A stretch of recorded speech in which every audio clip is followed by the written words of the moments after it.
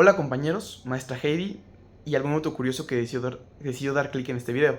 Mi nombre es Juan Roberto Pérez Espinosa, soy estudiante de Economía en la Universidad Anáhuac Querétaro y el día de hoy les voy a platicar un poquito sobre el colonialismo. En el siglo XVI y XVIII en Latinoamérica comenzó un movimiento que cambió por completo la vida de los latinoamericanos en el pasado y hasta hoy este movimiento es responsable de la cultura que existe en Latinoamérica. Pero en este video nos centraremos un poquito más en las implicaciones económicas. Este movimiento fue el colonialismo. ¿Cómo comenzó todo? El movimiento comenzó con dos fenómenos que se desarrollaron en Europa: el espíritu de las cruzadas y el renacimiento del capitalismo. Por un lado, las cruzadas buscaban recuperar el territorio que se consideraba sagrado, sin importar si era ocupado por otros países. Pero las cruzadas se centraron un poquito más en el territorio asiático. Por otro lado, el renacimiento del capitalismo hizo que los países europeos buscaran nuevas rutas comerciales para acceder a productos más exóticos y existía el deseo de hacer suyo lo ajeno. Sobre todo, se buscaba el dominio del comercio. Y esto indirectamente provocó el descubrimiento de América por parte de Cristóbal Colón. Pero eso solo fue el inicio. Al descubrir estos nuevos territorios, países como Inglaterra o España los vieron como extensiones de sus países. Los europeos generaron muchísimo conflicto y represión hacia las civilizaciones originarias de Latinoamérica. Y esto finalmente provocó los cambios culturales y económicos que veremos a continuación. Después de esta breve introducción, explicación de cómo se originó el colonialismo, podemos seguir a las consecuencias.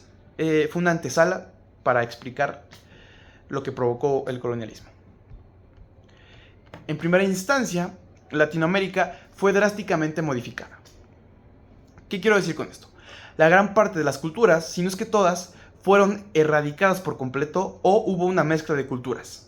Los colonizadores impusieron idiomas, ideologías, conocimientos y creencias religiosas a civilizaciones originarias de sus territorios. Podemos verlo aquí en México. Se nos impuso el lenguaje español, se nos impuso la religión católica y muchísimas otras creencias y tradiciones que no existían en México hasta la colonización. Es más, son casi inexistentes los mexicanos que aún hablan una lengua indígena. Pero bueno, los colonizadores también generaron discriminación y racismo hacia los indígenas.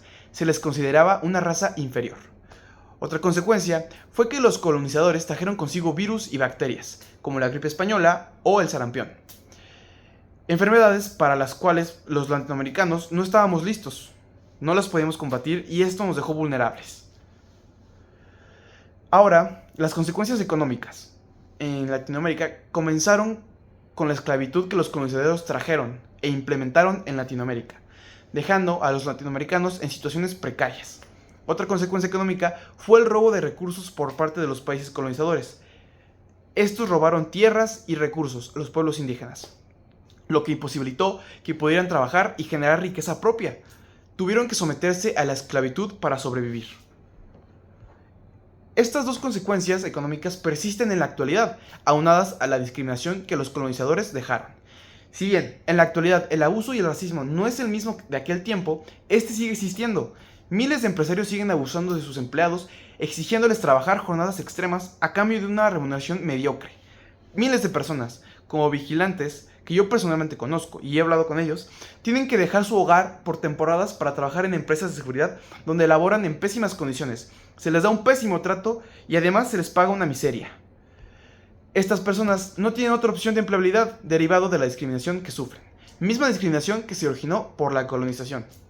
La colonización, a su vez, frenó el desarrollo económico de muchos países latinoamericanos por la explotación y excesivo robo de recursos de los países europeos en aquel momento, que en la actualidad generó que estos países tengan pésimas condiciones económicas, como aquí en México, que no es tanto, pero es un ejemplo. Venezuela, Argentina, todos estos países fueron colonizados por países europeos y debido a la excesiva explotación es que tenemos un desarrollo económico retrasado, mientras que en Europa la economía es espléndida para ellos.